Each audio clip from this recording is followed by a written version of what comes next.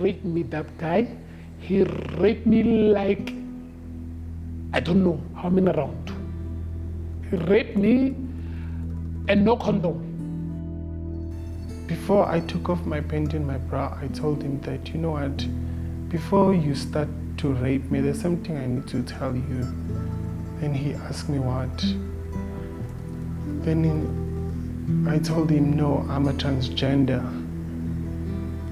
Then he said, you know what, that's even better.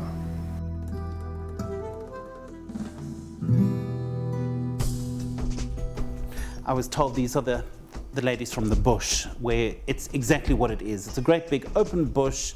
There are trees, there are makeshift little homes created, which are only created for the time that the sex worker's on duty, and then it gets destroyed. You have the Department of Health providing a strategy to combat the HIV/AIDS epidemic, and then you have another government department that is actually penalising and punishing sex workers for being in possession of condoms. No one has a right to take any item and destroy it unless if it's drugs, if it's alcohol that's being resold. There are laws governing that. So police officers know what they cannot take, and condoms are certainly not one of those.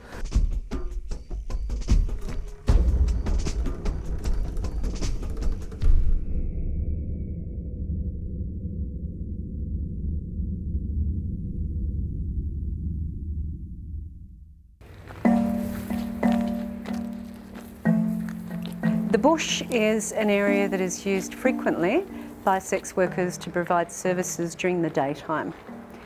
Because there is no lighting, it's simply too unsafe to use at night. The bush has been a very challenging location. Over a number of years, there's been a complete breakdown in the relationship between the sex workers and the police there. From my own knowledge, I've interviewed somebody who was raped at knife point while being throttled at the bush. She called for help when the offender moved away from her, and the offender was actually apprehended by some men working in a garage nearby. The police were called, they attended, they arrested the alleged offender, and the sex worker accompanied them to the police station.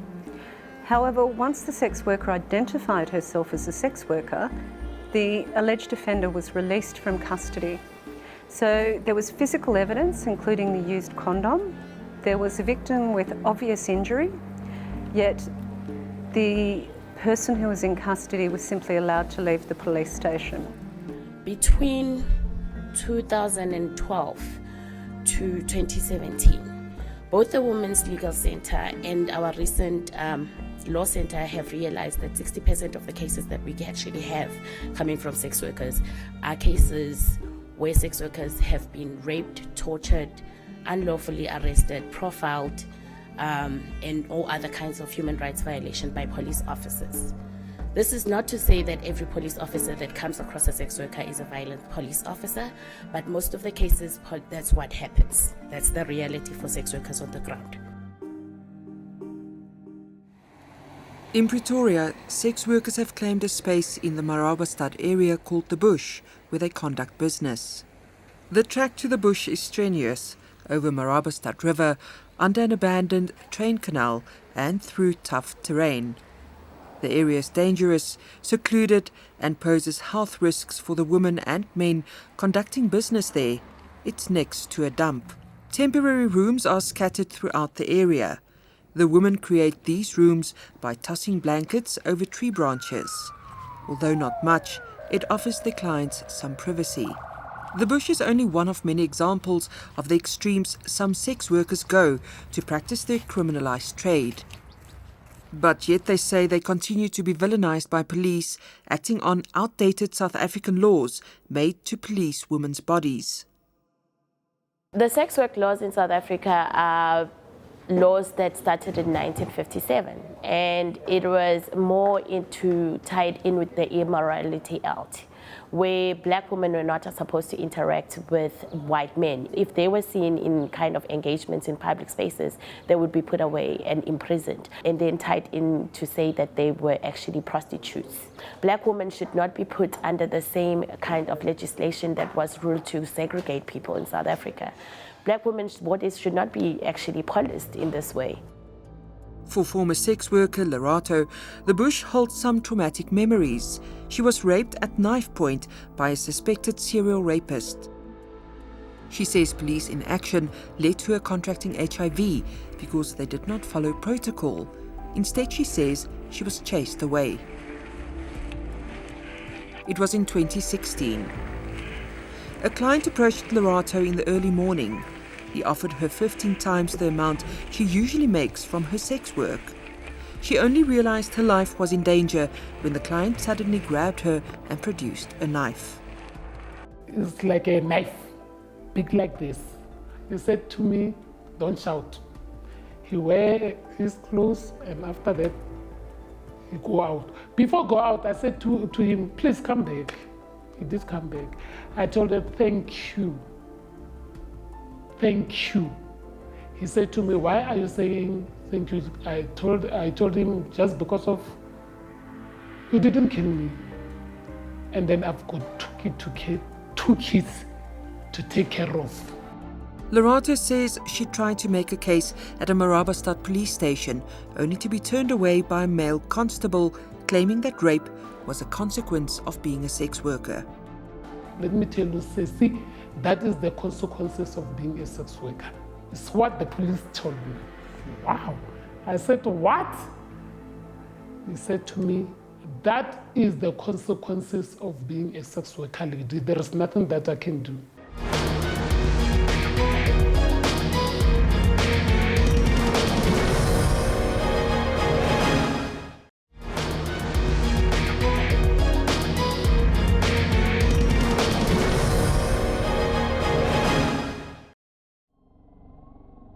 Spokesperson for the National Police Service, Vishnu Naidu, explains what should have happened when Lerato approached police.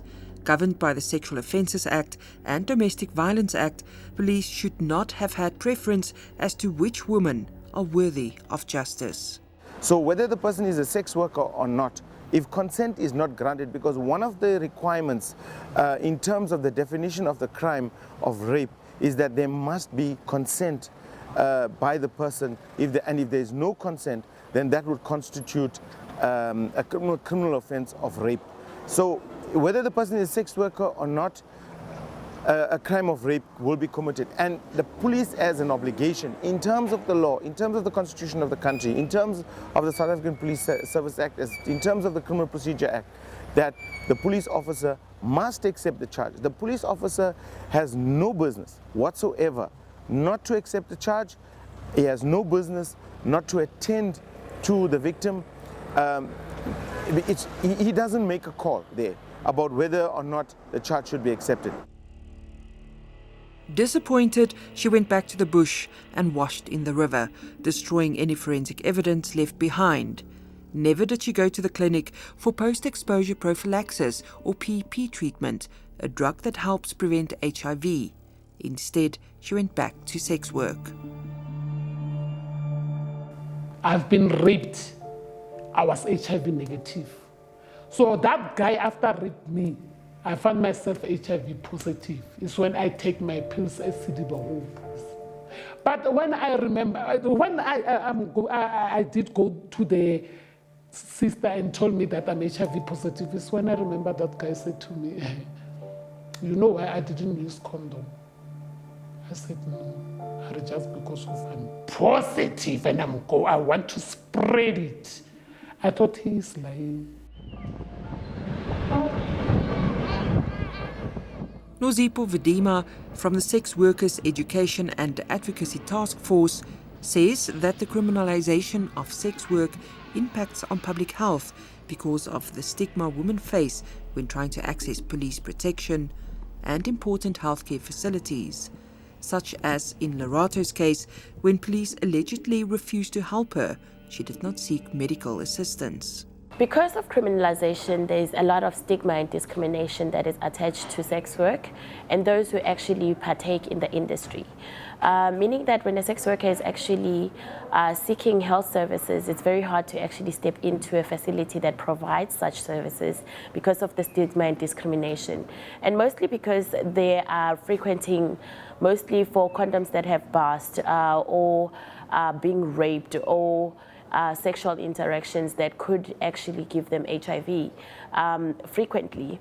It means that when they go there, today they might go in and the nurse might be helping them and give them the kind of services that they need. But in 3 days' time, should they go back again, then the nurses will start questioning what kind of job that they actually do and why they're coming back with such illnesses all the time, which means that the sex worker needs to out themselves before they get actually given the services that they came for. This means that sex workers tend to then go once, go twice, but on the third time tend to stay away from clinics, using backdoor services instead in facilities, which means they're not getting the kind of services that they should be granted by the Department of Health, who provide the primary health services in South Africa.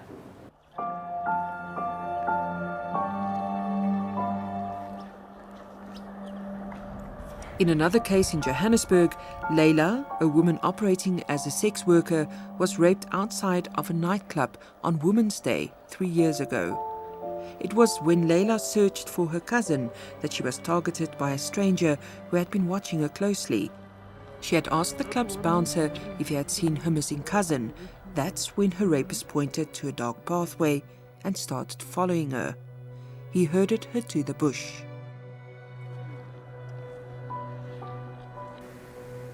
The one moment I just felt him that he grabbed me on my throat and he told me that I shouldn't scream. But then I did try to scream, but then he grabbed me on my throat in that way that no voice could have came out. And he dragged me to the bush. Before I took off my panty and my bra, I told him that, you know what, before you start to rape me, there's something I need to tell you. Then he asked me what. Then I told him, no, I'm a transgender.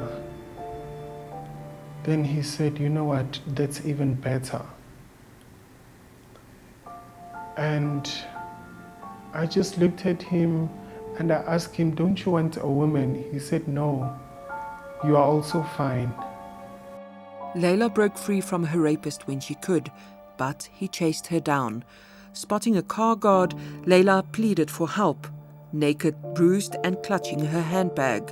Her rapist accused her of robbing him, but abandoned the argument when a police van approached.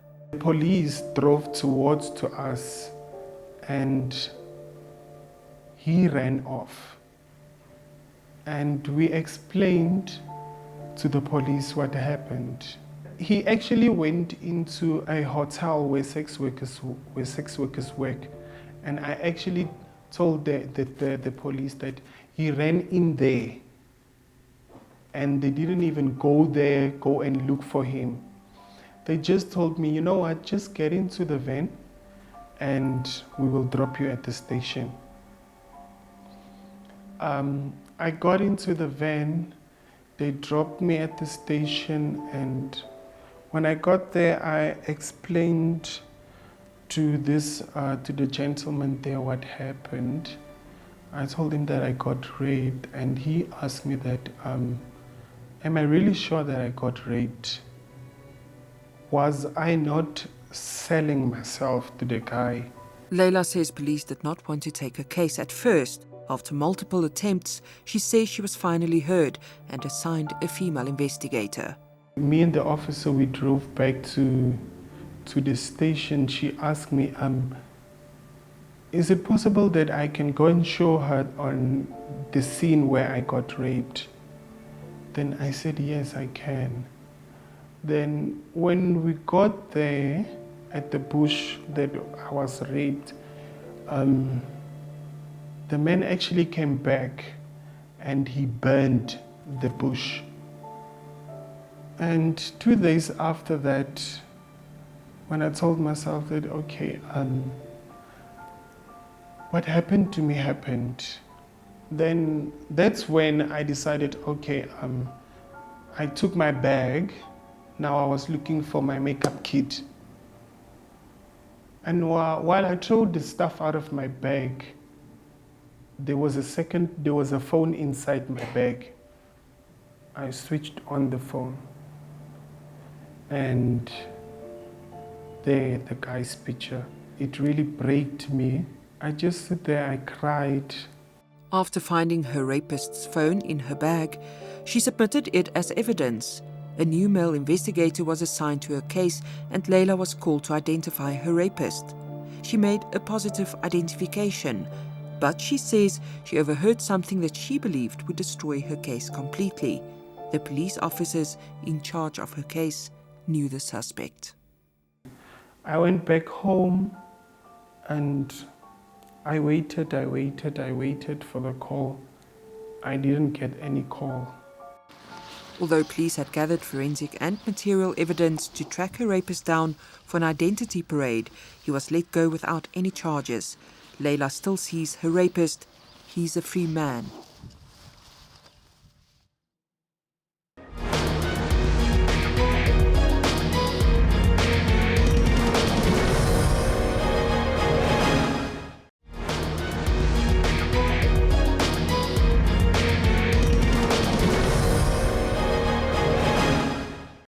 Gareth Newman from the Institute of Security Studies says that women like Layla and Lerato have lost faith in the police system and are reluctant to report violent sexual crimes. He speaks at the launch of a research report documenting the policing of sex work, focusing on Gauteng and Mpumalanga. Since 2011, the National Victims of Crime survey that's undertaken every year by Statistics South Africa have shown that the numbers of victims of sexual assaults who said that they also went and reported the crime to the police has dropped by 31%. That's a massive reduction in victims who no longer report crimes to the police. So what happens then is that every year the police release the crime statistics and you'll hear politicians saying the police are doing a good job at reducing crimes against women and children because there's fewer crimes.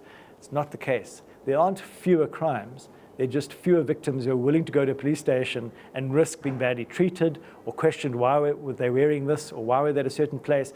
And so the problem is that we don't have accurate crime statistics for a lot of these kinds of crimes.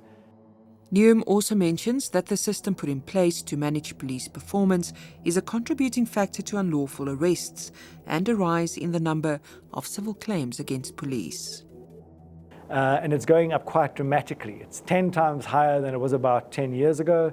Last year, in 2016, 2017, 330 million rand was paid out by the police to people who had a civil claim against the South African Police Service, and the courts found that a police officer either committed misconduct, broke the law, or couldn't prove that they'd upheld the law when they made an arrest or did some other kind of policing activity. So that's in 1 year, it's gone up 29%, and that money is money that could be better utilized in the police. And so it's an indicator that some of these performance measures, such as making arrests and targeting vulnerable populations, is actually not helping the police, but harming the police. One of the ways in which unlawful arrests are made is when police arrest sex workers and use condoms as evidence. We've had instances where the condoms are burnt, some mixed with food, and some thrown into rivers. A study done by the Women's Legal Center and SWET showed that police officers, in their attempt to implement the laws around sex work, use condoms as evidence, meaning that a sex worker, should a woman be found in a corner, whether she's a sex worker or not most of the time, if she's carrying a condom, it will be taken away. But also there are instances where it is seen more in a way that police are profiling sex workers. If they know that a person is doing sex work for a living and they've arrested the woman a couple of times, in order for them to actually implement the law, they will search the bags, and if they find the condoms, they will take them away, or in most cases where sex workers are staying outside or using secluded areas, the condoms are then confiscated or burned. And the reality is, we're here from the public health point of view to prevent the spread of HIV. amongst other things. And so we took the decision of identifying where you work and bringing your ARVs to you. It just made it more logical. And we had cases specifically at the bush where the healthcare workers would arrive, they would hand out condoms, they would hand out the ARVs to the specific people who needed them, they would give PrEP to the people who were on the PrEP program. Within 2 hours, the police will have arrived, confiscated everything, PrEP, ARV treatment, condoms, and burnt it there in the field in front of the sex workers with their clothes, etc., etc. So apart from the moral issue, we have condoms and medications supplied by the government, Department of Health. We give it to the people, and then another department of the government comes and destroys it. So apart from the fiscal implications and the health implications, we then have to go one further and look at the implications on how we dehumanize this human being who's accessing her treatment. We spend since the early 80s doing counseling on how important it is to take your medication, and then we burn it because we're saying you are not worthy of having medication. If sex workers are discouraged from carrying those very simple and safe prophylactics, then obviously there's an increase in the public health risk, and there is a much higher risk of transmission of STIs, including HIV/AIDS. Deputy President Cyril Ramaphosa says sex workers must be protected. Sex work is essentially work as well.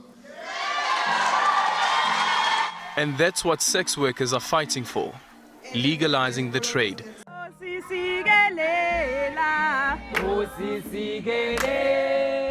At the International AIDS Conference 2018 that was held in Amsterdam, we saw a lot of South African members of parliament proposing that decriminalization might actually be the legislation that is suitable and in context to South Africa when it comes to the sex industry. South Africa has a lot of crime, very heavy crime, than us rating people and take condoms as evidence to court. We are tired of this thing. So we must change the law. And the president was a deputy president, and we've raised this matter. So the question of decriminalization is a serious matter for us as police, because we must focus into cash in transit. So we're going to deal with that. That is our commitment. These kind of statements show us that we are on our way to decriminalizing sex work in South Africa, which would mean that we can take care of sex workers in their holistic well-being. Because we also believe that as a commission, if there is decriminalization in the country, what it would do, it would firstly make sure that commercial sex workers access health services. I believe that if there were less stigma or criminalization of sex workers, we would have less abuse and potentially less trafficking as well. When decriminalization is the law in a country, sex workers are more likely to go and report cases of abuse. They are more likely to go and report cases of rape. They are more likely to go and report human trafficking, and they work hand in hand with the police officers and the healthcare workers to make their lives better.